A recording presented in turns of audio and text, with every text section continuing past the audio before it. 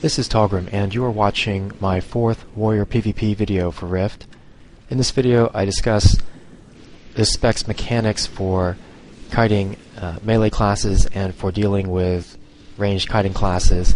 All the footage takes place here in a Codex battleground. We just capped the Codex node and we're losing, so I head over to Statue to try to ninja it, or at least to keep some of the other factions' players busy.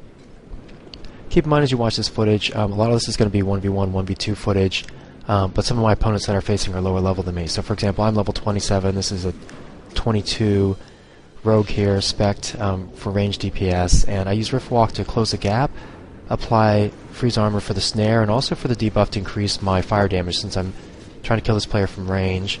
And this is a melee dual-wielding rogue, so I use Stone Spear to root this player, apply a 3-stack fiery burst, and then burn him down from range. So as soon as this player goes down, now I've killed 2 players. The third player here is a same level tank. This is a Reaver Paladin spec tank, so we're both tanks, and he's applying dots on me from range, but I'm keeping him snared with freeze armor while continuing to light him up with fiery burst dot and flame spear. And I don't have the luxury of just waiting to kite him to death because I know that the res wave is coming, so this guy's going to get some help. So I close to melee range and burn him down as fast as I can, and then hit Touch of Life for the full heal. So one of the rogues that I previously killed is back up again. It's this ranger. I use Riftwalk to close the gap. I get to use their retaliation because I had a block procced, and then I burn this player down. Now, one thing to note here is there's another rogue beating on me. This is a level 20 rogue.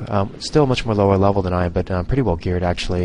He was hitting very hard. Look at the damage logs, and he was really chewing through my HP pretty fast. So, at any rate, I managed to tie up about 4 or 5 players at this node for the better part of about 1.5 minutes, 2 minutes. So, the good thing is we did win the battleground, even though I died. I was just there pretty much as a distraction while we locked down the other nodes, which is more or less what we were able to do.